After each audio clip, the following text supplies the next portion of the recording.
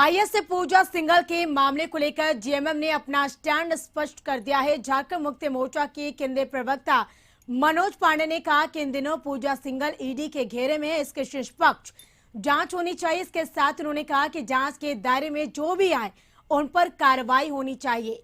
उन्होंने पूर्व सीएम रघुवर दास पर हमला बोलते हुए कहा कि रघुवर दास के कार्यकाल में ही पूजा सिंघल को क्लीन चिट दिया गया था, साथ ही उनका प्रमोशन भी किया गया था।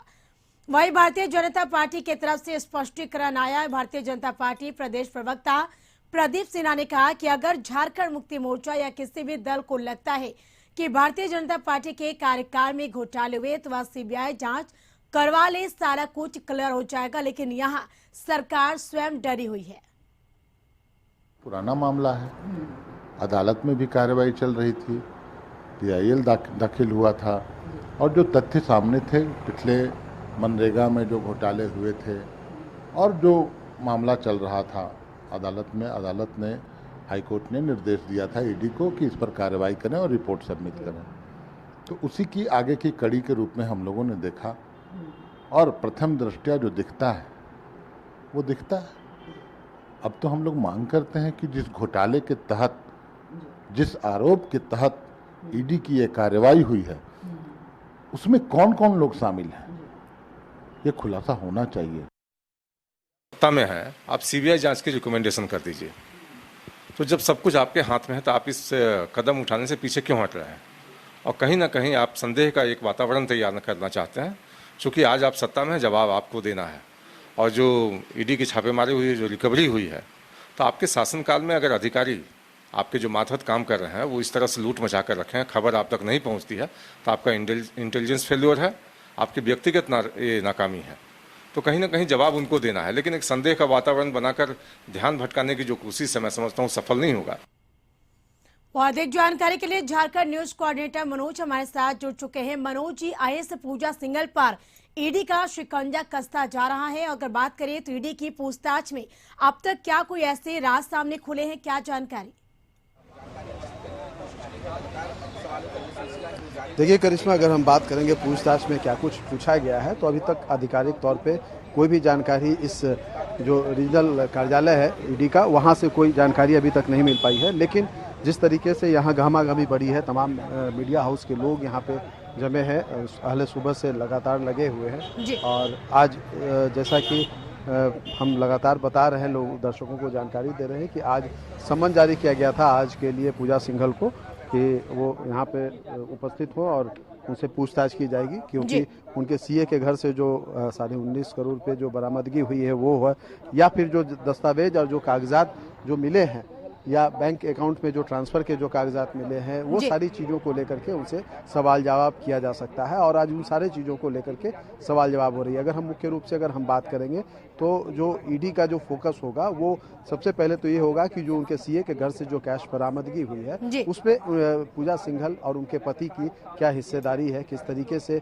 वो पैसा उन तक पहुंचा। दूसरे अगर हम बिंदु की अगर हम बात करेंगे तो पल्स हॉस्पिटल के निर्माण को लेकर के है कि जिस तरीके से पल्स हॉस्पिटल के निर्माण के लिए 23 करोड़ रुपये बैंक से लोन लिए गए थे, लेकिन पल्स हॉस्पिटल की जो अभी कीमत लगाई जा रही है अनुमानित, वो लगभग 120 करोड़ रुपए है। तो जो शेष राशि है वो कहाँ से आई, किस तरीके से आई, ये जांच का जो प्रश्न का पूछा जाना है उनसे, ये दूसरा बिंदु हो सकता है। तीसरी अगर हम बात करेंगे तो खूंटी, छतरा और पलामू में डीसी रहते हुए जो मनरेगा के जो घोटाले हुए हैं, जो सरकारी जमीन जो जंगल है वो अवैध रूप से दूसरे को देने की बात जो सामने आई है, उन सारे चीज़ों को लेकर के भी सवाल हो सकता है। इसके अलावा अगर हम बात करेंगे तो जी, कोडरमा के जो इंजीनियर थे राम विनोद सिन्हा, उनके द्वारा जो कोर्ट में हलफनामा दिया गया था, उस हलफनामे में भी इस बात का जिक्र था कि कोडरमा डीसी को बतौर कमीशन 5% दिया जा रहा है। तो ये सारी चीज़ें जो है, कई बिंदु हैं जो इस बात को इंगित कर रहे हैं कि इन सारे सवालों को लेकर के पूछताछ हो सकती है। और जो सूत्र जो बता रहे हैं, जिस तरीके से घेराबंदी की गई है या जो तथ्य सामने आ रहे हैं, जिस तरीके से पिछले 3 दिनों से जो उनके सीए और उनके पति को आमने सामने बैठा करके पूछताछ की गई है, वो सारी चीज़ें जो सामने आई है, उन सारी चीज़ों को देखकर ये अनुमान लगाया जा सकता है या ये कयास लगाए जा रहे हैं कि आज देर शाम तक पुलिस जो है इन लोगों को हिरासत में ले लेगी। तो एक तरह से कहा जाए तो ये सारी चीज़ें जो है वो अब से थोड़ी देर में ये स्पष्ट हो पाएगा। लेकिन अगर हम फिलहाल कहें तो अभी भी यहाँ पे जो पूछताछ है वो चल रही जी। है। लगभग 11 बजे के करीब में पति अभिषेक झा के साथ यहाँ पूजा सिंघल पहुंची थी जी। और अभी तक पूछताछ चल रही है। बीच में जो उनके घर का जो अर्दली है वो खाना लेकर के आया था, जी। घर से खाना आया है। हालांकि खाने में क्या कुछ था ये स्पष्ट नहीं हो पाया, लेकिन घर का खाना आया था और अभी वही उन्हें दोपहर में उन्होंने खाया है। तो एक तरह से कहा जाए तो अभी पूछताछ चल रही है और देर शाम तक और पत्ते खुलेंगे।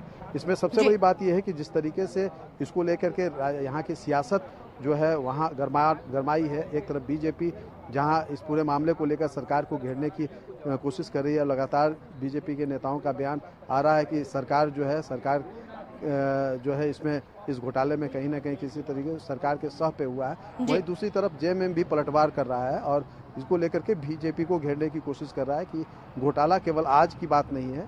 ये जब खूंटी और चतरा की डीसी थी, जिस समय बीजेपी की सरकार थी, उस समय भी आया था और उस समय जो जांच का सरकार के स्तर पे जो कराई गई थी उसमें क्लीन चिट दी गई थी। तो एक तरह से बीजेपी को भी घेरने की कोशिश जो है जेएमएम की तरफ से की जा रही है।